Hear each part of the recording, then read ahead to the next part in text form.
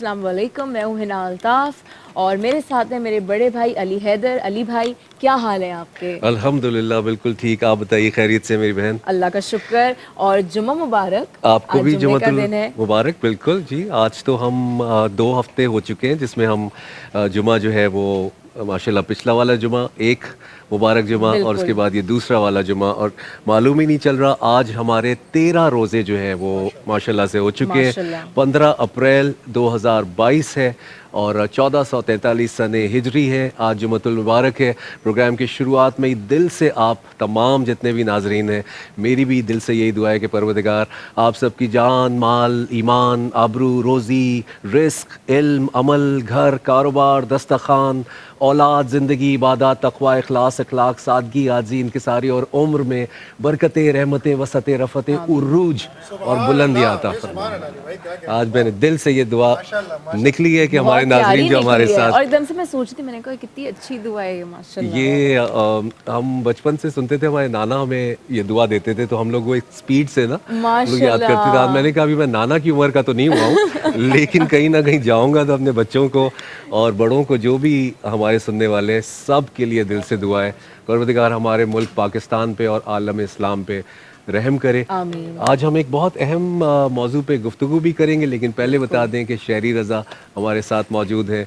इसके अलावा हसान बिन खुर्शीद हमारे साथ मौजूद है। बिल्कुल। और मैं देख रही हूँ कि दोनों के वार्डरोब से माशाल्लाह जुम्मा मुबारक पूरा झलक हाँ, रहा है। दोनों ने आज वाइट पहना हुआ है। माशाल्लाह माशाल्लाह, चेहरे पे रौनक भी है और बहुत खूबसूरत आप लोगों ने ताजदार हरम पेश किया। माशाल्लाह। जितनी भी तारीफ़ की जाए कम है। लाइव आप लोग पढ़ते हैं और हम भी कहीं ना कहीं, मैं और अच्छा, लेकिन अब साथ तो दे रहे मैं होते अली हैं। भाई उस स्टेज पे आ गई हूँ ना कि अब मैं स्पीचलेस हो गई हूँ, क्योंकि मैं रोज उनको इतना अच्छा परफॉर्म करते हुए देखती हूँ, ये बेशक, इतना अच्छा पढ़ते हैं माशाल्लाह। माशाल्लाह, किसी जगह पे सुर से अपने आउट नहीं होते, किसी जगह पे इनकी आवाज नीचे या ऊपर नहीं हो रही थी। माशाल्लाह माशाल्लाह, जाहिर सी बात है प्रोफेशनल्स भी हैं, असातिज़ा हैं ये, लेकिन अब असातिज़ा हैं समझ नहीं बिल्कुल। आता कि तारीफ भी क्या करें, क्योंकि आपको तो इतने कॉम्प्लीमेंट्स मिलते मेरे होंगे। बहन बहुत शुक्रिया, जज़ाकल्लाह। आपकी मोहब्बतों का, अली भाई आपका और इना आपकी मोहब्बतों का बहुत बहुत शुक्रिया, जज़ाकल्लाह। बहुत बहुत अच्छा, शुक्रिया। आज शेरी भाई, हसान भाई, अली भाई, आज का जो हमारा टॉपिक है वो इतना, वैसे तो हर टॉपिक ही माशाल्लाह हमारी टीम ने जितनी अपनी रिसर्च की है उसके क्या ही कहने, ज़बरदस्त रिसर्च करते हैं ये लोग। और जो आज टॉपिक आज का है वो इतना बेहतरीन टॉपिक है, वो आजकल हर घर का मसला है, आज हर सोसाइटी का मसला है। वो है वादे से मुंह मोड़ जाना, वो है वादे की खिलाफ वर्जी कर जाना। उसमें छोटी सी छोटी चीज़ ये तक आ जाती है कि अगर आप किसी को ये कहें कि मैं तुम्हारी शादी में आऊँगा या आऊँगी और आप शादी वाले दिन मौजूद ना हो, ये भी एक वादा करके अपना मुंह मोड़ लेना, कमिटमेंट से पीछे हट जाना। इसके हवाले से आज हम बात करेंगे अली भाई। बिल्कुल जी, आपने बिल्कुल सही बयान किया कि हम बहुत सारी चीज़ों में कमिटमेंट कर लेते हैं और वादा हम सोच लेते हैं कि वो वादा ही क्या जो वफ़ा हो जाए, वो कर्ज़ ही क्या जो अदा हो जाए। तो ये एक बड़ी आम सी बात है। हालांकि इसमें इस्लाम क्या कहता है, ये हम अपने उलमाए कराम से ज़रूर मालूम करना चाहेंगे, क्योंकि छोटा छोटी कमिटमेंट हम कर लेते हैं और फिर हमारे बच्चे भी वही सीखते हैं। घर में कोई कॉल आ गई, कह दिया कि नहीं है, सो रहे हैं, बता दो। कोई कमिटमेंट है, कोई घर पर आ गया, कोई और भी इस तरह की कोई आपने वादा, जिस तरह आपने कहा शादी में, वो दिल भी ख़राब होते हैं कि आपने वादा किया था। और इससे आप आए बेहतर है नहीं। कि आप जो भी बात करें वो सच करें, और अगर वादा कर रहे हैं किसी से तो कोशिश करें कि उसको पूरा करें। ज़रूर पूरा करें। बिल्कुल। इस वक्त मेरा ये ख्याल है कि हमें एज अ नेशन भी हमें ये ज़रूरत है कि हमसे जो वादे किए गए हैं वो सारे वादे पूरे करें। लेकिन ये बहुत ही लंबी एक तकरीर हो गुफ्तगू हो जाएगी। जाएगी। इस वक्त मुझे ऐसा लगता है कि ऑन अ डेली बेसिस अगर हम ये आपस में डिसाइड कर लें कि अगर जैसे हम अपने नाजरीन से हम वादा करते हैं कि वो हम आप शहरी भाई से आपको रोज़ाना प्रोग्राम के शुरू के अंदर जो है वो कोई नात सुनवाएंगे, बिल्कुल। कोई हम सुनवाएंगे, हसान भाई से हम कोई कलाम सुनेंगे। इसी तरह आज हमारे पास बहुत ही ज़बरदस्त कव्वाल ग्रुप भी यहाँ पर मौजूद है, उनको भी हम वेलकम करना चाहेंगे। ताहिर अली, माहिर अली इनके ग्रुप का नाम है। और मैं अफसोस के साथ ये भी बताना चाहूँगा कि ताहिर अली साहब जो है, जो आपके ग्रुप के एक बहुत ही ख़ास मेंबर हैं, आपके भाई हैं, उनका 1 महीने पहले इंतकाल हुआ है। परवरदिगार उनके दर्जात बुलंद करे और उनकी मग़फ़रत फरमाए। हमारे साथ हमारे दो बहुत ही अमेजिंग गेस्ट हैं, हमें फिर से ज्वाइन इन किया है। इनका तारुफ आपसे करवा देते हैं। हमारे साथ हैं डॉक्टर उम्मे राहील, जैसे कि आप जानते हैं कि ये रोज़ आती हैं, हमें इतनी सारी टिप्स देती हैं। और फिर उसके साथ हमारे साथ मौजूद हैं آغا عباس صاحب جو کہ طب نبوی کے حوالے سے ہمیں بہت ساری چیزیں گائیڈ کرتے ہیں. کیسے ہیں آپ دونوں؟ الحمدللہ. جمعہ مبارک. آج ماشاءاللہ ہم نے ہمارا دوسرا روزہ ہے رمضان کا, تو ہم بڑے خوش ہیں. دوسرا جمعہ, یس میری کاؤنٹنگ آؤٹ ہو جاتی ہے, I'm so sorry. اچھا, میں ایک سوال دونوں سے پوچھنا چاہتی ہوں جو میں نے پچھلی دفعہ بھی پوچھا تھا, لیکن ایک دفعہ میں چاہوں گی کہ آپ دونوں اپنے اپنے نظریے اس پہ رکھیں.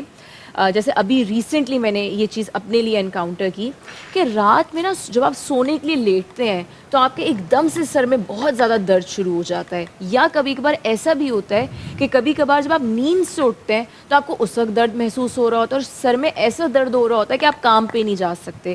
اور یہ تب ہو رہا ہوتا ہے جب میں 8-9 گھنٹے کی نیند لینے کے بعد سو کے اٹھتی ہوں. تو ایسا کیا ہے, اس کی کیا وجہ ہے, اس کو کیسے روک سکتے ہیں؟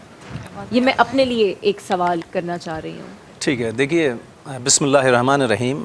میں عرض کروں گا, اگر افطار کرنے کے بعد آپ فرما رہی ہیں کہ افطار کے بعد یہ کیفیت ہوتی ہے جب سونے کے لیے جاتے ہیں. اچھا, افطار کے علاوہ بھی اگر میں سو کے اٹھوں تو میرے سر میں درد ہے, یا میں سونے کے لیے جاؤں تو میرے ایک دم سے سر میں درد شروع ہو جائے گا؟ دیکھیے, جب نظام ہاضمہ درست نہ ہو اور اس کی خرابی کی وجہ سے کچھ گیسز ایسی بنتی ہیں, جب انسان لیٹتا ہے تو اس کے دماغ کی طرف گیسز جاتی ہیں, جس کی وجہ سے اس ٹائپ کی اختلاج اور گھبراہٹ کا انسان شکار ہو جاتا ہے. تو اس کے لیے بہت ہی آسان میں ایک نسخہ بتاتا ہوں. جب بھی آپ کھانا کھائیں یا افطار کریں یا سحری کریں, اس کے بعد اپنے بستر پہ سیدھے جا کے چت لیٹ جائیں, چاہے مرد ہوں چاہے خواتین ہوں, دونوں کے لیے ہے. افطار کرنے کے بعد؟ جی ہاں, اور طب نبوی کا بہت خاص نسخہ ہے. اس میں نہ کوئی دوائی کھانا پڑے گی آپ کو, نہ کوئی دوائی پینا پڑے گی, لیکن مسئلہ سولو ہو جائے گا. ٹھیک. تو دایاں پیر سیدھے چت لیٹنے کے بعد دایاں پیر بائیں پیر پہ ایسے سیدھا رکھ کر آدھے گھنٹے تقریباً لیٹے رہیں. اچھا. اور اس سے ہوتا کیا ہے, اس سے آپ کے معدے میں گڈ انزائمز پیدا ہوتے ہیں, ایسی رطوبت پیدا ہوتی ہے جو خراب قسم کی گیسز کسی حالت میں بننے نہیں دیتی, اور ہاضمے کو آپ کے بالکل عروج عطا کرتی ہے. بہترین طریقے سے آپ کا کھانا ہضم ہوتا ہے, نہ گیس ٹربل کی پریشانی ہوتی ہے, نہ ڈکاریں کھٹی کھٹی آتی ہیں, اور معدہ اپنا فنکشن بہترین طریقے سے کرتا ہے. اچھا, اس میں اگر تھوڑی سی آپ کو نیند آ جائے, اگر ہلکی سی اونگ آ جائے تو بھی کوئی مذائقہ نہیں ہے, وہ بھی بہت اچھا عمل ہے. جب آپ اٹھیں گے تو بہت فریش محسوس کریں گے, اور یہ جو سر کے درد کی پرابلم ہے یہ نہیں ہوگی انشاءاللہ. سیدھا لیٹ جائیں, سیدھے لیٹ جائیں, یعنی کہ چہرہ چھت کی طرف ہو. جی ہاں, یہ جو نسخہ فرمایا میرے مولا امام رضا علیہ السلام نے, یہ نسخہ فرمایا طب نبوی کریم صلی اللہ علیہ وسلم, کیونکہ ان کے پاس جو بھی طب پہنچی اپنے جد رسول خدا صلی اللہ علیہ وآلہ وسلم سے پہنچی ہے. تو میرے مولا امام رضا علیہ السلام فرماتے ہیں کہ سیدھے چت لیٹ جائیے, دایاں پیر بائیں پیر پہ کر کے لیٹ جائیے. اس سے آپ کا معدہ بہترین عمل کرتا ہے, بہترین کھانے کو ہضم کرنا شروع کر دیتا ہے, اور وہ رطوبتیں پیدا ہوتی ہیں جس سے آپ کا کھانا جلدی سے ہضم ہو جائے. آپ کو نہ کوئی چورن لینا ہے, نہ کوئی ٹیبلٹ لینی ہے, نہ کوئی سیرپ لینا ہے, آٹومیٹکلی پروردگار عالم آپ کے معدے میں ایسی رطوبتیں پیدا کرے گا جس سے آپ کی تمام تکلیفیں دور ہو جائیں. اور اگر کوئی چاہتا ہے کہ مجھے زندگی میں کبھی معدے کی تکلیف پیش نہ آئے, تو اسے چاہیے کہ کبھی بھی کھانے کے درمیان میں پانی نہ پیے. شروع میں پی لے, شروع میں بھی تھوڑی دیر پہلے پی لے. اگر شروع میں بھی بہت زیادہ پانی پی لیں گے تو آنتوں کا سائز بڑھ جائے گا. بہت سے لوگ کیا کرتے ہیں, 2 گلاس پانی شروع میں پی لیتے ہیں تو آپ کی آنتوں کا سائز بڑھ جائے گا. شروع میں اگر پینا ہے تو 2 گھونٹ آپ پانی لے لیں تاکہ آپ کا گلا تر ہو جائے, کیونکہ کھانا کھانے میں اکثر لوگوں کا گلا خشک ہوتا ہے تو کھانا نوالا صحیح سے پہنچ نہیں پاتا, پھنس کے جاتا ہے. کھانے کے درمیان میں پانی پینے سے کھانا لئی بن جاتا ہے. اچھا, جب لئی بن جاتا ہے تو ہضم کیسے ہوگا؟ ٹھیک ہے. ہمارا آج جو آپ سے سوالوں کا سلسلہ ہے وہ معدے سے ریلیٹڈ ہی ہے, جو خوش خوراکیاں ہماری ہیں یہ بیسکلی. تو جو آپ نے یہ ابھی نسخہ بتایا ہے, اس میں مجھے یہ بتائیں کہ جو ہم جس طرح کی خوش خوراکیاں ہیں ہماری, تو اس پر بھی یہ سارا اپلیکیبل ہے؟ اگر آپ بالکل بالکل اس پر بھی ہے. مطلب آپ ظاہری بات ہے انسان خطاؤں کا پتلا ہے, اور جب سامنے ایسی مزیدار غذائیں جس کی خوشبوئیں اڑ رہی ہوں اور ان کی شکل بھی رونق افروز ہو تو انسان اپنے اندر صبر نہیں کر پاتا, اور بھوک لگ رہی ہوتی ہے انسان کو تو انسان جلدی جلدی کھانا شروع کر دیتا ہے. اس جلدی جلدی کھانے میں علی حیدر میرے بھائی ہوتا کیا ہے کہ کھانا صحیح سے ہم چبا ہی نہیں پاتے, چبا ہی نہیں پاتے, کیونکہ اتنی بے صبری ہوتی ہے, اتنی لذت اٹھا رہے ہوتے ہیں, بس کھاتے ہیں جلدی جلدی پیٹ کو بھر لیں. پیٹ کو بھر لیں. اب شادیوں میں تو ہوتا ہی ہے کہ دوبارہ جلدی سے جا کے لینا, ٹیبل پہ ہی ختم ہو جائے گا, تو لوگ اس میں بھی جلدی کرتے ہیں. بالکل. تو ہوتا یہ ہے کہ اگر آپ نے اپنے معدے کو اسٹرانگ رکھنا ہے تو میرے پاک نبی صلی اللہ علیہ وآلہ وسلم کی ایک حدیث اگر ٹائم ہے تو میں عرض کروں. جی جی پلیز. میرے مولا رسول خدا نے فرمایا پوری دنیا کی طب میرے مولا رسول خدا کی اس حدیث کے گرد طواف کر رہی ہے. پوری دنیا کی طب چاہے پوری دنیا میں کوئی سا بھی علاج رائج ہو, لیکن یہ میرے مولا کی حدیث ان تمام علاجوں پر فوقیت رکھتی ہے. میرے مولا رسول خدا نے فرمایا کہ اپنے معدے کے 3 پورشنز کیجئے, 3 حصے کیجئے. پہلا حصہ غذا کے لیے, دوسرا حصہ پانی کے لیے, تیسرا حصہ ہوا کے لیے یعنی کہ آکسیجن کے لیے. اب ہوتا کیا ہے کہ اگر آپ 3 پورشن کریں گے تو 33.3 غذا کا حصہ بنے گا. 33.3 کا مطلب یہ ہے کہ آدھے سے بھی کم آپ نے کھانا ہے. کون عمل کرتا ہے اس پر؟ ہم اس حدیث کو سنتے ہیں لیکن صحیح سے سمجھ نہیں پاتے. اگر صحیح سے سمجھیں 33.3 آپ نے آدھے سے بھی کم تھوڑا سا کھانا کھانا ہے. اس کے بعد میرے مولا رسول خدا نے فرمایا نیم گرم پانی لیجئے تھوڑی دیر کے بعد, یعنی کہ آدھے گھنٹے کے بعد لے لیجئے, آپ 20 منٹ کے بعد لے لیجئے. نیم گرم پانی لیجئے. میرے مولا رسول خدا فرماتے ہیں کہ گھونٹ گھونٹ کر کے اس پانی کو پیجئے, جلدی جلدی نہیں پینا ہے. اب یقین کیجئے آپ جب آپ نے کھانا کھایا آدھے گھنٹے کے بعد پانی جا رہا ہے اور اس کے بعد آپ نے آکسیجن کے لیے جگہ اپنے معدے میں چھوڑ رکھی ہے, آپ کے معدے میں نہ کوئی گیس بنے گی, نہ آپ کی شوگر ہائی ہوگی, نہ آپ کو بلڈ پریشر آئے گا, نہ آپ کو عارضۂ قلب آئے گا. کیونکہ عارضۂ قلب آتا ہی اسی لیے ہے کہ جب آپ پرخوری کرتے ہیں, جب زیادہ کھانا کھاتے ہیں اس سے عارضۂ قلب آنا شروع ہو جاتا ہے. ہمیں مل رہی ہے. اب ہم چلتے ہیں ڈاکٹر ام راحیل کی طرف. آج کل میں نے دیکھا ہے کہ لوگوں کی, مردوں کی, خواتین کی, جوان لوگوں کی شکایت بہت زیادہ کہ یار گھٹنوں میں درد ہو رہا ہے, جوائنٹس میں درد ہو رہا ہے, پیروں میں درد ہو رہا ہے, ٹانگوں میں درد ہو رہا ہے. انفیکٹ اتنے سارے لوگوں کو میں جانتی ہوں کہ جو کہ شاید پورا دن اتنا زیادہ ان کی کوئی فزیکل ایکٹیویٹی بھی نہیں رہی تب بھی ان کی ٹانگوں میں درد ہے. تو اس کی کیا وجہ ہے اور اس کو کیسے روک سکتے ہیں؟ اچھا ہے نا, پہلے آپ کا ایک پہلا سوال تھا سر درد کے بارے میں. سر درد اس کو چھوٹا سا مطلب کر دوں کہ سر درد جو ہے نا صرف ایک سر درد نہیں ہوتا, وہ تقریباً 100 طرح کے سر درد ہوتے ہیں.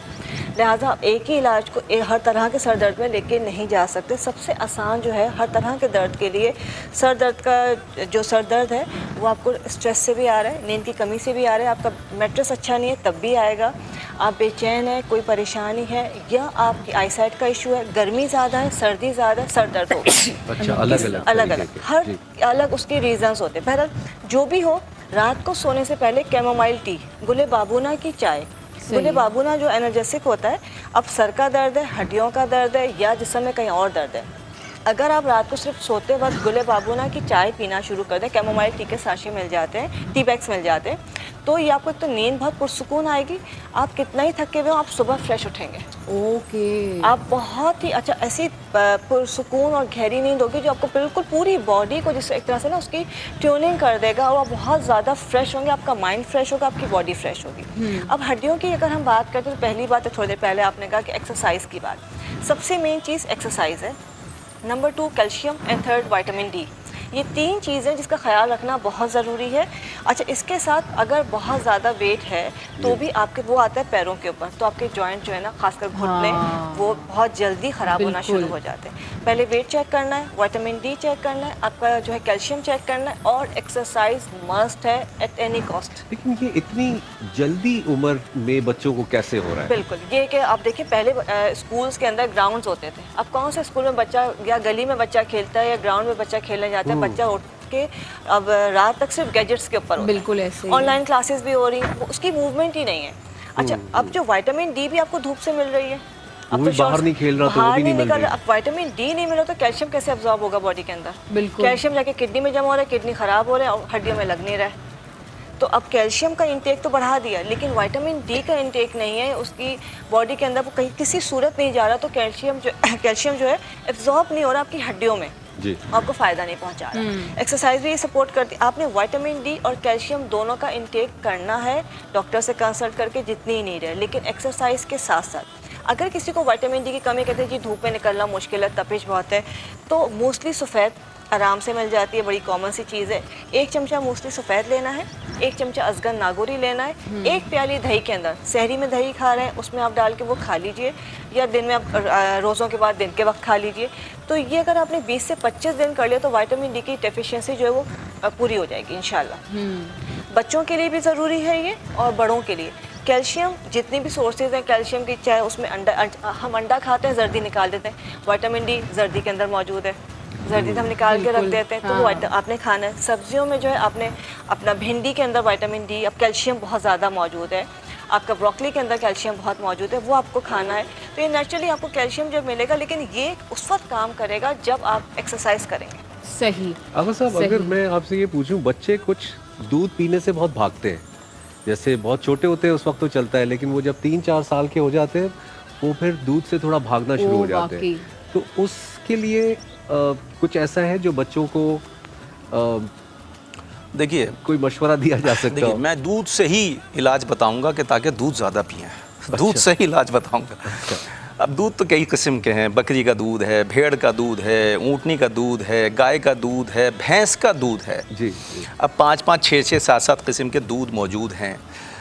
گائے کا دودھ اگر بچے کو پلایا جائے, گائے کے دودھ سے جگر کی حرارت کم ہوتی ہے, جگر اچھی طریقے سے کام کرتا ہے اور بھوک خوب کھل کے لگتی ہے اور ہاضمہ بھی درست ہوتا ہے. اور دودھ کے لیے, گائے کے دودھ کے لیے میرے پاک نبی صلی اللہ علیہ وآلہ وسلم نے فرمایا کہ گائے کا دودھ غذا ہے, گائے کا گھی شفا ہے, اور گائے کا جو گوشت ہے وہ مضر ہے. گائے کا گوشت اگر بچوں کو کھلایا جائے یا بڑے بھی کھائیں گے تو ذہن بھدا ہو جاتا ہے. ذہن بھدا ہونے سے میری مراد ہے کہ بچوں کو سبق صحیح سے یاد نہیں ہوگا. اچھا اچھا. گائے کے گوشت کا سب سے بڑا نقصان یہ ہے. اور بچے جو آج کل زیادہ تر بیمار پڑتے ہیں وہ اس لیے پڑتے ہیں کہ ہر گھر میں, ہر کمرے میں اٹیچ باتھ موجود ہے, اٹیچ باتھ کھلتا ہے, اندر اے سی چل رہا ہوتا ہے, سارے جراثیم وہاں سے کوچ کر کے آپ کے کمرے میں آ چکے ہوتے ہیں. سانس کے ذریعے سے جو آپ غذا کھلا رہے ہیں یا دودھ پلا رہے ہیں اس فیڈر کے اوپر, وہ سب جراثیم بیٹھنے کے بعد اس بچے کے معدے میں چلے جاتے ہیں اور مائیں پریشان رہتی ہیں کہ ڈائریا ہو گیا, لوز موشن ہو گئے. تو پھر میں ان سے کہتا ہوں کہ اپنے گھر میں آپ ایک بوٹل میں ڈیٹول بنا کے رکھیں, اور جب بھی واش روم یوز کیا جائے ڈیٹول اس میں ڈالا جائے اچھی طریقے سے.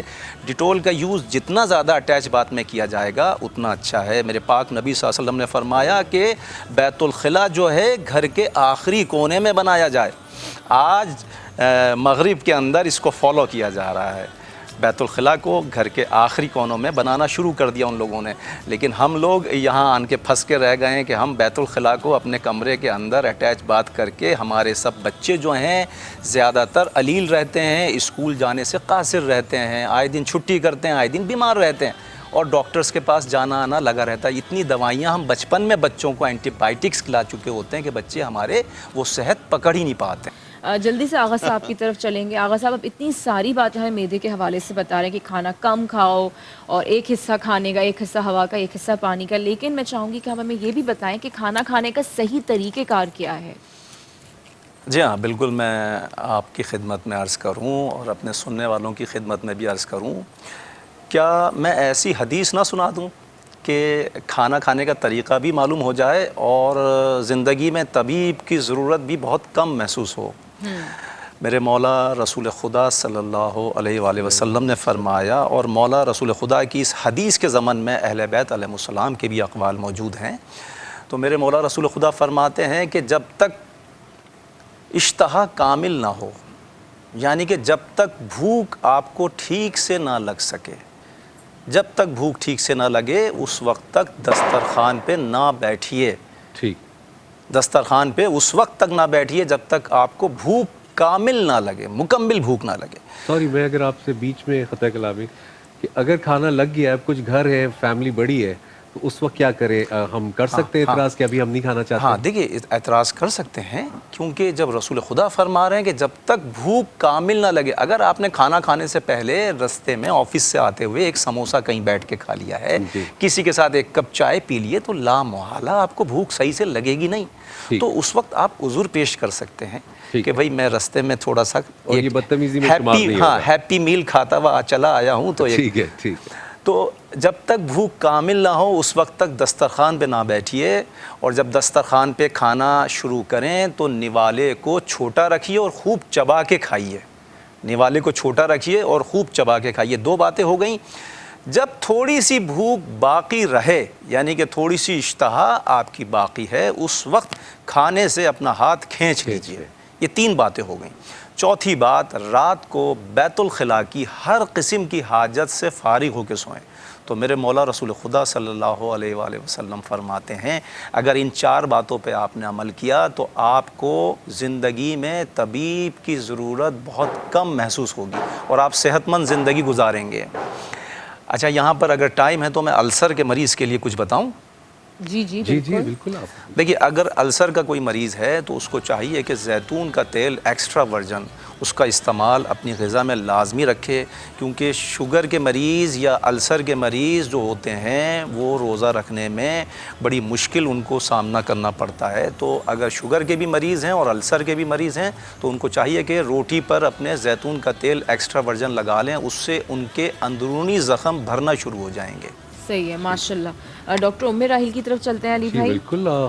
آج کل بچوں میں اور بڑوں میں یہ ہڈیاں جو ہے نا تھوڑی مڑ جانے کا، اور یا جیسے کسی ایکسیڈنٹ میں یا کسی وجہ سے اگر ٹوٹ گئی ہیں اور پھر بعد میں وہ سال دو سال لگتے ہیں پراپر ہونے میں، اس کے بعد ان کو درد کی شکایت رہتی ہے۔ بالکل رہتی ہے۔ تو اس کے بارے میں کوئی علاج ہے؟ ہاں بالکل ہے۔ دیکھیں، ایک تو یہ کہ جو ڈاکٹر نے دوائیں دی ہیں، احتیاط بتائی ہے، اس کو تو آپ نے فالو کرنا ہی ہے۔ دوسرا، بڑی ہڑ کا پاؤڈر لینا ہے، سونٹ مطلب ڈرائی جنجر اور آملہ، ان تینوں چیزوں کا آپ نے ہم وزن پاؤڈر بنا کے رکھ لینا ہے۔ اچھا، یہ ایک طرح سے آپ کا ہربل پین کلر ہے۔ یہ آپ نے صبح دوپہر شام، جن کو ہر وقت درد رہتا ہے، یہ صبح دوپہر شام روٹین میں کھا سکتے ہیں۔ اس میں وٹامن سی بھی موجود ہے، اس میں ڈفرینٹ جو ہے نا کیلشیم بھی موجود ہے، میگنیشیم بھی موجود ہے، بہت سارے وائٹامنس موجود ہیں جو آپ کی بہت ساری کمیاں دور کرتے ہیں۔ اور یہ درد کو اس کو کھانے کے بعد آپ کو کوئی اور درد ہوگا نہیں۔ اگر کوئی بہت شدید درد ہو رہا ہے، جیسے کوئی چوٹ لگ گئی ہے، جیسے ابھی آپ نے کہا سر کا درد ہے، کوئی اور درد ہے، تو آپ ایک چمچہ بھر کے گرم پانی سے آپ کھائیں اس گے۔ کا طریقہ استعمال بتائیے گا؟ بس جیسے آپ کو درد ہو رہا تھا، ہم جیسے کوئی پین کلر لیتے ہیں، تو آپ نے بس 1 ٹی اسپون لیا، آپ نے رکھا اور گرم پانی کے ساتھ اس کو کھا لیا۔ ٹھیک ہے۔ اچھا، یہ تو پین کے وقت میں آپ نے کھانا ہے، لیکن جن کو پین وقتاً فوقتاً ہوتا رہتا ہے یا کسی چوٹ کا شکار ہے، کسی مطلب میجر سرجری کے بعد گزرے ہیں، تو اس کیفیت میں یہ صبح دوپہر شام کھاتے رہیں۔ یا جو گھر کے بزرگ حضرات ہوتے ہیں، جو موسم چینج ہوتا ہے یا ویسے ان کو درد رہتے ہیں، تو یہ اس کو روٹین میں رکھیں۔ اگر صبح اور شام بھی کھانا شروع کر دیں تو وہ بہت سارے دردوں سے ان کو ویسے ہی نجات مل جائے گی انشاءاللہ۔ اچھا، زبردست، ماشاءاللہ۔ ماشاءاللہ۔ ہلدی کے بارے میں سنا ہے؟ ہلدی، بالکل۔ اچھا، ہلدی کی آپ نے بات کی علی حضرت، بہت ہی پیاری بات ہے۔ ہلدی ہم دودھ میں ڈال کے پیتے ہیں، جو کہ غلط طریقہ ہے۔ اچھا، ہلدی کے اندر ایک انزائم ہوتا ہے جو کرکیومن کہلاتا ہے، اور وہ صرف چکنائی کے ساتھ ریلیز ہوتا ہے۔ اگر آپ دودھ کے ساتھ پی رہے تو آپ کو ہلدی کی خوشبو اور ذائقہ تو آ رہا ہے، بٹ وہ 1% بھی فائدہ نہیں دے رہا۔ بٹ اگر آپ اس ہلدی کو تھوڑے سے مکھن میں یا اصلی گھی میں ملا کے پیسٹ بنا لیں، اور وہ آپ دودھ کے اندر آدھا چمچہ ملا کے آپ پی لیجئے، تو وہ آپ کو 99% ہلدی کا فائدہ پہنچائے گا۔ اچھا، یعنی ڈائریکٹ مکس نہیں کرے؟ ڈائریکٹ مکس نہیں کریں، ڈائریکٹ مکس نہیں جیسے کہ وہ دودھ کے اندر اس کا کرکیومن ریلیز نہیں ہوتا ہے، اور بٹر یا آپ کا جو چکنائی ہے وہ اس کا کرکیومن نکال کے اس کے دودھ کے اندر ایبزارب کر دیتا ہے، یا پانی کے ساتھ بھی اس کو پی سکتے ہیں، اور اس کے بعد جب یہ باڈی میں جاتے ہیں تو پھر آپ کو 100% فائدہ دیتا ہے۔ جو لوگ کہتے ہیں کہ دودھ ہلدی سے آرام نہیں آتا، اس لیے آرام نہیں آتا کہ پہلے زمانے میں دودھ ہلدی کے ساتھ جو چیزیں تھیں وہ نکل گئی ہیں، اس میں شہد بھی ڈالا کرتے تھے، اس میں مکھن بھی ڈالا کرتے تھے، اور وہ دودھ ہلدی چوٹ کو فوراً ٹھیک کیا کرتی تھی۔ صحیح۔ اچھا ڈاکٹر ام راحیل، میں یہ بھی پوچھنا چاہتی ہوں کہ کافی سارے لوگوں کی شکایت یہ بھی ہوتی ہے کہ فار ایگزامپل کوئی بروز ہو گیا، کوئی چوٹ لگ گئی، بہت سارے لوگوں کا وہ ہیلنگ پروسیس نا دیر سے ہونے لگ جاتا ہے، اسکن واپس صحیح نہیں ہو رہی، نشان رہ جاتے ہیں، اس کے حوالے سے کیا کر سکتے ہیں؟ دیکھیں، اس میں ایک تو والنٹ آئل، اخروٹ کا تیل، یہ بروزنگ کے لیے بیسٹ ہے، اس کو آپ لگائیے۔ دوسرا لیونڈر آئل، یہ بروزنگ میں اور تکلیف کو بہت جلدی ختم کرتا ہے۔ اور تیسری جو سب سے امپورٹنٹ چیز ہے وائٹامن سی، विटामिन सी की डेफिशिएंसी होती है जो आपकी बॉडी के ऊपर ब्रोजेस रह जाते हैं, हत्ता कि मच्छर ने भी काटा तो निशान रह जाएगा। आप विटामिन सी का इंटेक बढ़ा देंगे, आपकी ब्रोजिंग ख़त्म हो जाएगी, बल्कि कोई भी चोट लगने से निशान, नाखून भी लगता है तो निशान रह जाता है। आपकी बॉडी में जब प्रॉपर विटामिन सी पहुंच जाएगा तो कभी कोई निशान रहेगा नहीं। सही। आगा साहब, अगर मैं आपसे ये पूछूं कि हमें हमारे बड़ों ने ज़्यादातर ये सिखाया बचपन के अंदर, स्कूल जाने से पहले, वापस आने के बाद भी, इवन रात में भी, कि बेटा अगर तुम बड़े होना चाहते हो तो तुम खाओ, जैसे पराठे बन रहे हैं, और पराठे तो खैर वैसे मेरे अभी तक भी फेवरेट है, लेकिन मैं थोड़ा सा ख्याल करता हूँ क्योंकि ये रमज़ान ट्रांसमिशंस करने का वैसे एक फ़ायदा ये होता है कि आपको थोड़ा सा इल्म मिल जाता है, तो आप दूसरी चीज़ों से भी सीख लेते हैं कुछ चीज़ें। लेकिन ज़्यादातर हमारे यहाँ प्रैक्टिस ये है कि अगर खाओगे पियोगे नहीं तो बड़े कैसे होगे। मैं आपसे पूछता, आज मैदा हमारा टॉपिक है, बच्चे जब बड़े होते हैं उनको वहीं से आदत पड़ जाती है, अगर अम्माएँ उनको ठुसा रही हैं, इतना खिला रही हैं, अब जब वो बड़े हो जाते हैं फिर अब एकदम उनको कहे कि डाइट कॉन्शियस हो जाओ, अब सिर्फ 2 ब्राउन ब्रेड खा लो, ये नहीं खाओ, वो नहीं खाओ। ये बैलेंस कुछ थोड़ी से हमारी उन ख़वातीन को जिनके बच्चे अभी छोटे हैं, तो वो किस तरह से अपने बच्चों को ट्रेन कर सकते हैं? अली हैदर मेरे भाई, मैं आपकी खिदमत में अर्ज़ करूं और मेरे तमाम सुनने वाले इस बात को यकीनन गौर से सुने कि बच्चा जो है वो फ़ितरत खुदावंदी पर पैदा होता है। आप देखें, माँ ज़िद करती है कि ये खाओ, ये खाओ, नानी के घर लेके जाऊंगी, माँ झूलों पे लेके जाएंगे तो मैं झूले झुलवाएंगे, मामू के साथ चॉकलेट दिलवाऊंगी, चाचा जाएंगे तो आइसक्रीम खिलाएंगे, सब लालचें माँ देती है। लेकिन माँओं को समझना चाहिए कि बच्चा जो है वो फितरत खुदाबंदी पे पैदा हुआ है। बच्चा अगर कोई चीज़ मांग रहा है, जब उसको ज़रूरत होगी वो मांगेगा, उसको उतना ही दीजिए। ज़्यादा खिलाने से होता क्या है नुकसान, आप हिस्ट्री को उठा के पढ़ लीजिए, जो बच्चे बचपन से ज़्यादा खाते थे बड़े होके भी ज़्यादा खाते रहते हैं और वो तरक्की नहीं कर पाते, अपने स्कूल के अंदर अच्छे नंबरों से पास नहीं हो पाते, माशरे में उनको आला मुकाम हासिल नहीं होता। ज़्यादा खाने से जहन भद्दा हो जाता है, ज़्यादा खाने से मेमोरी ख़राब होती है, ज़्यादा खाने से क़ुव्वत फ़ैसला मादूम हो जाती है, ख़त्म हो जाती है। और जितने कम खाने वाले लोग हैं, जिन्होंने हमेशा कम खाया है, वो हमेशा ज़माने में तरक्की करते हैं, उनकी अक्ल बहुत तेज़ होती है। जितना कम खाने वाले लोग होंगे ना, देखिए हमेशा इंसान तरक्की करता है अली हैदर अपनी अक्ल के बलबूते पे, और जितनी ज़्यादा अक्ल होगी, जितना ज़्यादा कम खाएगा, उतनी ज़्यादा तेज़ अक्ल काम करेगी। कायदे आज़म मेरे लीडर, हमारे पाकिस्तान के 22 करोड़ अवाम के लीडर बहुत कम खाते थे, उन्होंने पाकिस्तान बना के रख दिया। आप देखिए कितनी कामिल और कितनी बेहतरीन अक्ल के मालिक थे और कितनी क़ुव्वत फ़ैसला उनकी अच्छी थी।